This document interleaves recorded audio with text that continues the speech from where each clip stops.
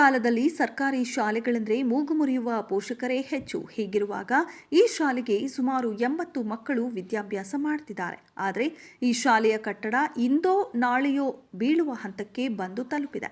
ಆದರೂ ಸರ್ಕಾರ ಗಮನ ಹರಿಸದೆ ನಿರ್ಲಕ್ಷ್ಯ ಧೋರಣೆ ಅನುಸರಿಸುತ್ತಿದೆ.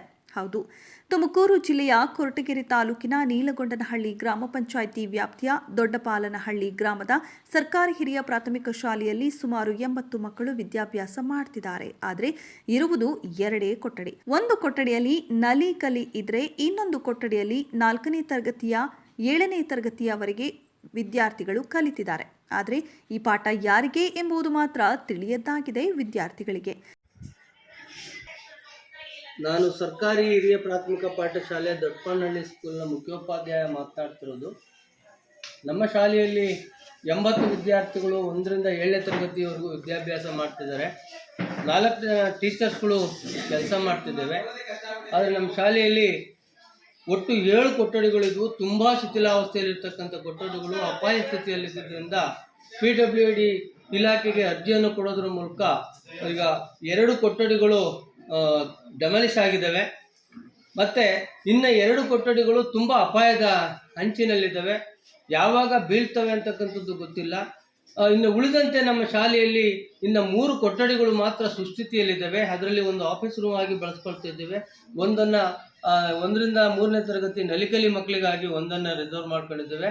ಇನ್ನು 4ರಿಂದ 7ನೇ ತರಗತಿವರೆಗೂ ಕೂಡ ಒಂದೇ ಕೊಠಡಿಯಲ್ಲಿ ಕುಂತ್ಕೊಂಡು ಪಾಠ ಮಾಡಬೇಕಾಗ್ತದೆ. ಕೆಲವು ಸಂದರ್ಭದಲ್ಲಿ ಈಚೆ ಕಡೆ ಕೂಡಿಸ್ಕೊಳ್ತೀವಿ. ಬಿಸಿಲು ಬಂದಾಗ, ಮಳೆ ಬಂದಾಗ, ಗಾಳಿ ಬಂದಾಗ ಮಕ್ಕಳನ್ನೆಲ್ಲ ಮತ್ತೆ ಶಾಲೆಯ ಒಳಗೆ ಕಳಿಸ್ತಕ್ಕಂಥ ಪರಿಸ್ಥಿತಿ ನಮ್ಮದಾಗಿದೆ. ಇದಕ್ಕೆ ಸಂಬಂಧಪಟ್ಟಂತೆ ನಾನು ಈ ಶಾಲೆಗೆ ಕಳೆದ 2 ವರ್ಷದ ಹಿಂದೆ ಡಿಸೆಂಬರ್ ತಿಂಗಳಲ್ಲಿ ನಾನು ಇಲ್ಲಿಗೆ ಡ್ಯೂಟಿ ರಿಪೋರ್ಟ್ ಮಾಡ್ಕೊಂಡೆ ವರ್ಗಾವಣೆ ಮೂಲಕ. ಅವಾಗ ಬಂದಾಗಿಂದ ಈವರೆಗೂ ಕೂಡ ಎಲ್ಲ ಇಲಾಖೆಗಳಿಗೆ, BEO ಇಲಾಖೆಗೆ, PWD ಇಲಾಖೆಗೆ, ಗ್ರಾಮ ಪಂಚಾಯತಿಗೆ, ತಾಲೂಕ್ ಪಂಚಾಯತಿಗೆ ಎಲ್ಲಕ್ಕೂ ಕೂಡ ನಾನು ಅರ್ಜಿಯನ್ನು ಕೊಟ್ಟಿದ್ದೇನೆ. SDMC ಮುಖೇನ ಮನವಿ ಕೊಟ್ಟರು ಕೂಡ ಈವರೆಗೂ ಕೂಡ ಯಾವುದೇ ಒಂದು ಕಟ್ಟಡದ ಬಗ್ಗೆ ವ್ಯವಸ್ಥೆ ಆಗಿಲ್ಲ. ಪ್ರಾರಂಭದ ಹಂತದಲ್ಲಿ ಆದಂತಹ ಕೊಠಡಿ ಅದು ಕೂಡ ಶಿಥಿಲಾವಸ್ಥೆಯಲ್ಲಿದೆ. ಅದಕ್ಕೆ ಒಂದಿಷ್ಟು ಸುಣ್ಣ ಬಣ್ಣ ಮಾಡಿಕೊಂಡು ನಾವು ಮಕ್ಕಳಿಗೆ ಅಡುಗೆಯನ್ನು ಮಾಡಿಸಿ ಹಾಕ್ತಾ ಇದ್ದೀವಿ. ಇದಕ್ಕೆ ಸಂಬಂಧಪಟ್ಟಂತೆ ಮಕ್ಕಳಿಗೆ ಊಟ ಮಾಡಲಿಕ್ಕೆ ಜಾಗನೇ ಇಲ್ಲ. ಬೈಲಲ್ಲೇ ಕೂತ್ಕೊಂಡು ಊಟವನ್ನು ಬಡಿಸ್ತಾ ಇದ್ದೀವಿ. ಹಾಗಾಗಿ ದಯಮಾಡಿ ನಾನು ಸಂಬಂಧಪಟ್ಟ ಇಲಾಖೆಯವರಲ್ಲಿ ಕೇಳ್ಕೊಳ್ಳೋದೇನೆಂದರೆ, ಒಂದಿಷ್ಟು ಬೇಗನೆ 1-2 ಕೊಠಡಿಗಳ ವ್ಯವಸ್ಥೆ ಆಗಬೇಕು, ಊಟದ ಹಾಲು ವ್ಯವಸ್ಥೆ ಆಗಬೇಕು, ಮತ್ತೊಂದು ಅಡುಗೆ ಕೋಣೆ ನಮಗೆ ಮಂಜೂರು ಆಗಬೇಕು ಅಂತೇಳಿ ನಾನು ಮನವಿಯನ್ನು ಮಾಡ್ಕೊಳ್ತಾ ಇದ್ದೀನಿ. ಇನ್ನು ಒಂದು ಕೊಠಡಿಯಲ್ಲಿ ನಲಿ ಕಲಿ ಕೊಠಡಿಯು ಯೋಗ್ಯವಾಗಿದೆ. ಮತ್ತೊಂದು ಕೊಠಡಿ ಮೇಲಿಂದ ಚಾವಣಿಯ ಚಕ್ಕೆ ವಿದ್ಯಾರ್ಥಿಗಳ ಮೇಲೆ ಬೀಳುವಂತಿದೆ. ಇದರಿಂದ ಶಿಕ್ಷಣ ಕಲಿಯಲು ಮತ್ತು ಕಲಿಸಲು ಕಷ್ಟವಾಗಿ ಬೀದಿಯಲ್ಲಿ ಕೂತು ಪಾಠ ಕೇಳ್ತಿದ್ದಾರೆ ವಿದ್ಯಾರ್ಥಿಗಳು. ನಾನು 6ನೇ ತರಗತಿಯಲ್ಲಿ ಓದುತ್ತಿದ್ದೇನೆ. ನಮ್ಮ ಶಾಲೆಯಲ್ಲಿ ಒಟ್ಟು 7ನೇ ಕ್ಲಾಸ್ವರೆಗೂ ಕ್ಲಾಸಸ್ ಇದೆ. ಅದರಲ್ಲಿ ನಮಗೆ ಕ್ಲೀನಾಗಿ ಪಾಠ ಹೇಳ್ಕೊಡೋ ಸರ್ಗಳು, ಮಿಸ್ಗಳಿದ್ದಾರೆ. ಆದರೆ ನಮಗೆ ಕ್ಲಾಸಲ್ಲಿ ಕುತ್ಕೊಂಡು ಪಾಠ ಕೇಳೋಕ್ಕೆ ರೂಮ್ಗಳಿಲ್ಲ. ಅದಕ್ಕಾಗಿ ನಮಗೆ ರೂಮ್ಗಳು ಬೇಕು. ಮತ್ತು 2 ರೂಮ್ಗಳಿದ್ದಾವೆ. ಆ 2 ರೂಮಲ್ಲಿ ಹಳೆ ರೂಮ್ಗಳು ಈಗಾಗಲೇ ಅವು ಮಳೆ ಬಂದರೆ ಬಿದ್ದೋಗಿವೆ. ಅದಕ್ಕೆ ನಮಗೆ ರೂಮ್ಗಳು ಬೇಕು. ಮತ್ತು ಒಂದು ಗ್ರಂಥಾಲಯ ಬೇಕು. ಮತ್ತು ಕಂಪ್ಯೂಟರ್ಗಳಿದ್ದಾವೆ. ಕಂಪ್ಯೂಟರ್ ರೂಮ್ ಇಲ್ಲ, ನಮಗೆ ಕಂಪ್ಯೂಟರ್ ವರ್ಕ್ ಮಾಡೋಕ್ಕಾಗ್ತಾ ಇಲ್ಲ. ತಿರ್ಗಾ ನಮಗೆ ಆಟದ ಮೈದಾನ ಬೇಕು. ಆಟ ಆಡೋ ಮೈದಾನ ಇಲ್ಲ. ಸ್ಪೋರ್ಟ್ಸ್ ಆಡೋಕ್ಕೆ ಜಾಗ ಇಲ್ಲ. ನಾವು ಎಲ್ಲರೂ ಜಾಗ ಮಾಡ್ಕೊಂಡು ಆಡ್ತೀವಿ. ನಮಗೆ ಊಟ ಮಾಡೋಕ್ಕೆ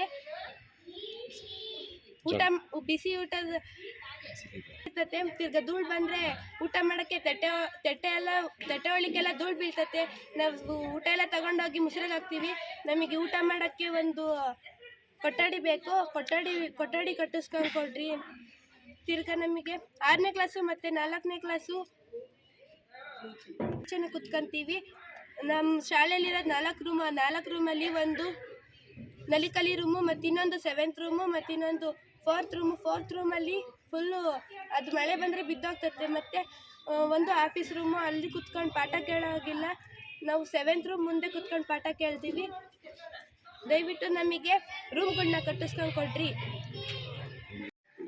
ನಾವು SDMC ಸದಸ್ಯರಾಗಿದ್ದೀವಿ.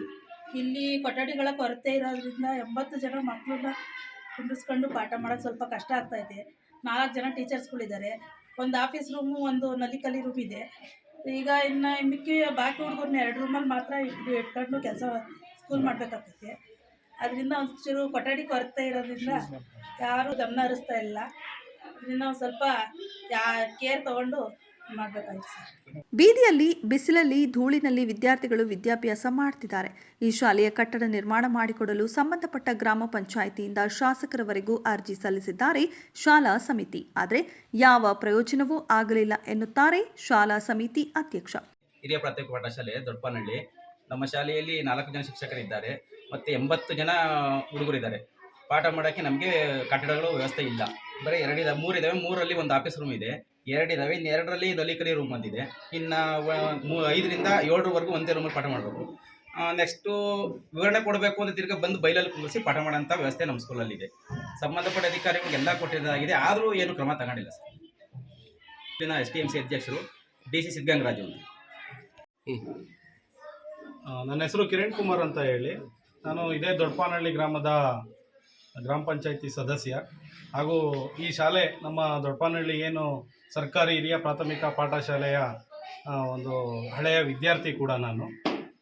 ನಮ್ಮೂರು ಶಾಲೆಯಲ್ಲಿ ನಮ್ಮ ನೀಲಗೊಂಡನಹಳ್ಳಿ ಗ್ರಾಮ ಪಂಚಾಯಿತಿ ವ್ಯಾಪ್ತಿನಲ್ಲಿ ಅತಿ ಹೆಚ್ಚು ಮಕ್ಕಳಿರ್ತಕ್ಕಂಥ ಒಂದು ಸರ್ಕಾರಿ ಶಾಲೆ ಅಂದರೆ ಬಹುಶಃ ನಮ್ಮ ಶಾಲೆ ಅಂತಲೇ ಅಂದ್ಕೊತೀನಿ.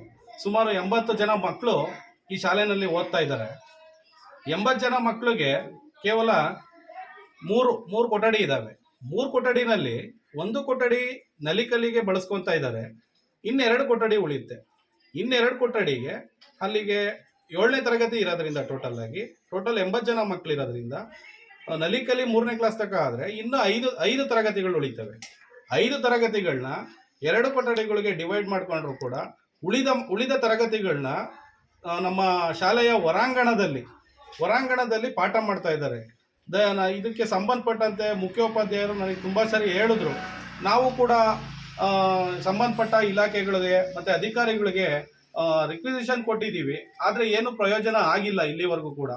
ದಯವಿಟ್ಟು ಆಮೇಲೆ ನಮ್ಮ ಪಂಚಾಯತಿನಲ್ಲಿ ಆಗ್ತಕ್ಕಂಥ ನಾವು ಕೆಲಸಗಳನ್ನ ಈ ಒಂದು ಶಾಲಾ ಕಾಂಪೌಂಡ್ ಆಗಿರ್ಬೋದು, ಶೌಚಾಲಯದ ವ್ಯವಸ್ಥೆ ಆಗಿರ್ಬೋದು ನಾವು ಮಾಡಿಕೊಟ್ಟಿದ್ದೀವಿ.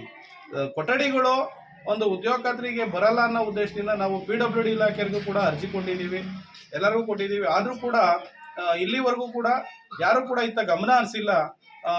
ಇನ್ಮೇಲಾದರೂ ಈ ಒಂದು ವಿಡಿಯೋ ಎಲ್ಲ ನೋಡಿ ಈ ಒಂದು ಸುದ್ದಿ ನೋಡಿ ದಯವಿಟ್ಟು ಮಾನ್ಯ ಶಾಸಕರಾಗಿರ್ಬಹುದು, ಇಲ್ಲ ಮಾನ್ಯ PWD ಇಂಜಿನಿಯರ್ ಆಗಿರ್ಬೋದು, ದಯವಿಟ್ಟು ಇತ್ತ ಗಮನ ಹರಿಸಿ ನಮ್ಮ ಶಾಲಾ ಮಕ್ಕಳಿಗೆ ಅನುಕೂಲ ಆಗೋ ಥರ 2-3 ಕೊಠಡಿಗಳು ಇನ್ನೂ ಬೇಕು.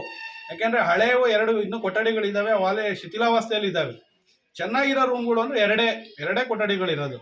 ಅದರಿಂದ ಈ ಥರ ನಮ್ಮ ಸರ್ಕಾರಿ ಶಾಲೆಗಳ ಕೊಠಡಿಗಳು ಈ ಥರ ಶಿಥಿಲಾವಸ್ಥೆ ಆದರೆ ಬಹುಶಃ ಮುಂದಿನ ದಿನಗಳಲ್ಲಿ ಪೋಷಕರುಗಳು ಕೂಡ ನಮ್ಮ ದೊಡ್ಡಪನಹಳ್ಳಿ ಶಾಲೆಗೇ ಮಕ್ಕಳನ್ನ ಸೇರಿಸಲ್ಲ. ಸ್ಕೂಲು ಪಾಠ ಮಾಡೋದಕ್ಕೇ ಕೊಠಡಿ ಇಲ್ಲ, ಯಾವ ಥರ ಪಾಠ ಕೇಳ್ತಾರೆ ನಮ್ಮ ಮಕ್ಕಳು ಅಂತ ಹೇಳ್ಬಿಟ್ಟು DC ತಗೊಂಡು ಮುಂದೆ ಬೇರೆ ಯಾವುದನ್ನ ಪ್ರೈವೇಟ್ ಕಾನ್ವೆಂಟ್ಗೋ ಇಲ್ಲ ಯಾವುದನ್ನ ಪ್ರೈವೇಟ್ ಸ್ಕೂಲ್ಗಳಿಗೋ ಸೇರಿಸೋ ವ್ಯವಸ್ಥೆ ಆಗುತ್ತೆ. ಈ ಥರ ಆಗ್ತಾ ಹೋದರೆ ಮುಂದೆ ಸರ್ಕಾರಿ ಶಾಲೆಗಳು ಕೂಡ ಉಳಿಯೋದು ತುಂಬ ಕಷ್ಟ ಆಗ್ತಾ ಇದೆ. ದಯವಿಟ್ಟು ಮಾನ್ಯ ಅಧಿಕಾರಿಗಳಾಗಿರ್ಬೋದು, ಸಂಬಂಧಪಟ್ಟ ರಾಜಕಾರಣಿಗಳಾಗಿರ್ಬೋದು, ನಮ್ಮ ಒಂದು ದೊಡ್ಡಪನಹಳ್ಳಿ ಗ್ರಾಮಕ್ಕೆ ಒಂದು ಶಾಲಾ ಕೊಠಡಿಗಳನ್ನು ಅತಿ ಬೇಗ ತುರ್ತಾಗಿ ಈ ಕೊಠಡಿಗಳನ್ನು ಶೀಘ್ರವಾಗಿ ಮಂಜೂರು ಮಾಡಬೇಕು ಅಂತ ತಮ್ಮಲ್ಲಿ ಕೈ ಮುಗಿದು ಕೇಳ್ಕೊತಾ ಇದ್ದೇನೆ. ಇನ್ನಾದರೂ ಮಾನ್ಯ ಗೃಹ ಸಚಿವರು, ಶಿಕ್ಷಣ ಸಚಿವರು ಇಂತಹ ಶಾಲೆಯ ಕಟ್ಟಡ ನಿರ್ಮಾಣ ಮಾಡಲು ಆದೇಶ ಹೊರಡಿಸುವರೇ ಎಂದು ಸದ್ಯ ಕಾದು ನೋಡಬೇಕಾಗಿದೆ. ವರದಿ ಸತೀಶ್ S, ಕೊರಟಗೆರೆ.